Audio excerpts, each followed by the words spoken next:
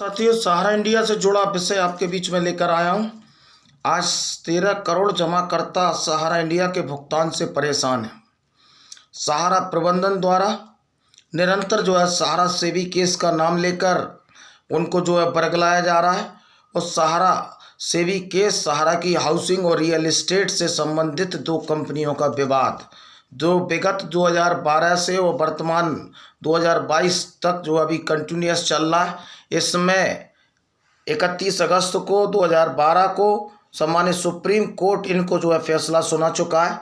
और उस फैसले में सुप्रीम कोर्ट सहारा की हाउसिंग और रियल एस्टेट के डायरेक्टरों को आदेशित दे चुका है कि आपने दोनों कंपनियों से जो पैसे उगाही की थी उसको सहारा सेवी के जॉइंट अकाउंट में जमा करें।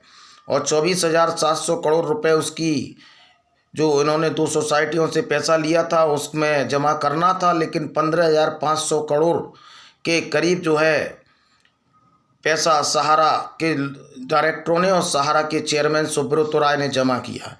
उसी की अवमानना के कारण सुब्रत राय जी को करीब 18 से 20 माह की तिहाड़ जेल की हवा खानी पड़ी थी।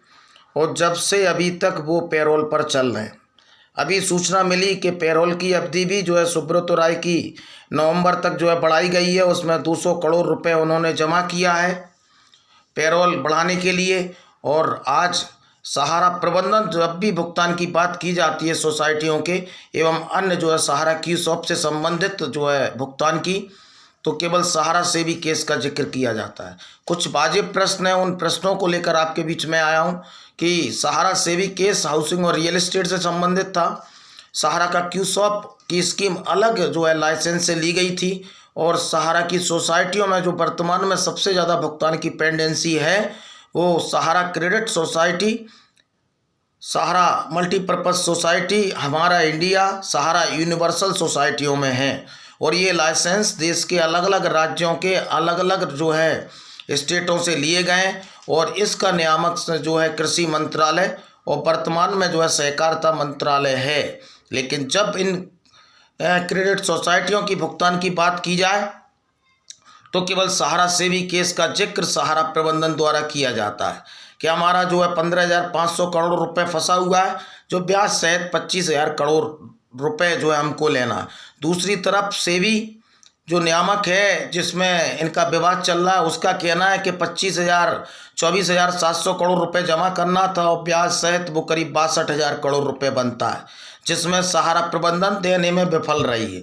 तो अभी वर्तमान में जो केस सम्मानित सुप्रीम कोर्ट में चल रहा है वो सहारा सेवी केस का अवमानना का केस चल रहा है कि जिसमें ये 24,700 करोड़ रुपए जमा नहीं कर पाए।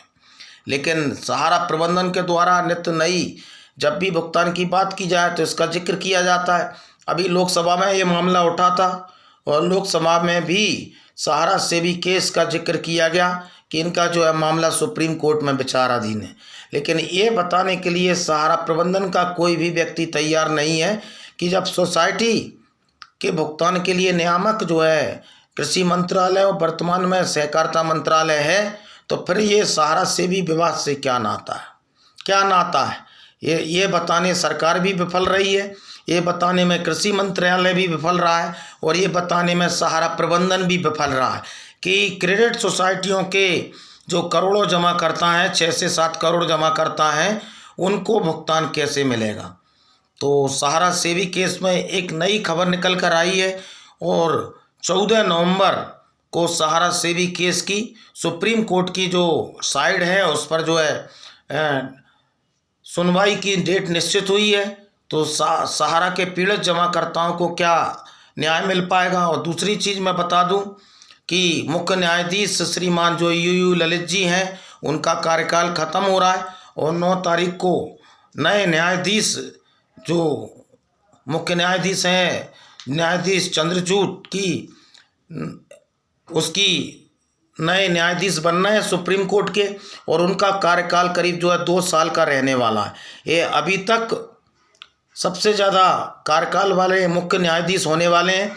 क्या आज मुख्य न्यायाधीश चंद्रचूड़ की बेंच और मुख्य न्यायाधीश चंद्रचूड़ सहारा के करोड़ों गरीब जमाकर्ताओं के साथ न्याय कर पाएंगे, उनको न्याय मिल पाएगा। तो तो मुख्य न्यायाधीश, क्योंकि यूयू ललित की तो बहुत कम समय था और वो सुनवाई नहीं कर पाएंगे। जिस तरह का सहारा प्रबंधन से जुड़े लोग दिलासा दे रहे थे कि ये जल्द जल्द सुनवाई कर रहे हैं, लेकिन यूयू ललित जो मुख्य न्यायाधीश हैं वो सहारा से भी केस की सुनवाई नहीं कर पाएंगे और नए जो मुख्य न्यायाधीश हैं उन्हीं के कार्यकाल में कुछ होना संभव प्रतीत हो रहा है।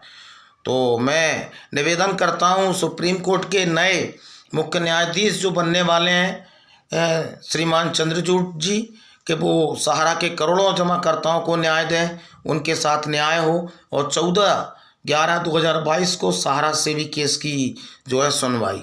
देखिए कि तारीख बढ़ती है कि आपको न्याय मिलता है। उम्मीद है लोग कोर्टों पर न्याय लगाकर और उम्मीद लगाकर बैठे हैं, लेकिन कोर्ट केवल तारीख और तारीख का खेल खेल रहा है। तो सहारा के पीड़ित साथियों को न्याय मिले, यही उम्मीद और विश्वास मैं जताता हूँ। ज़्यादा से ज़्यादा न्यूज़ दुनिया चैनल को लाइक करें, सब्सक्राइब करें। धन्यवाद।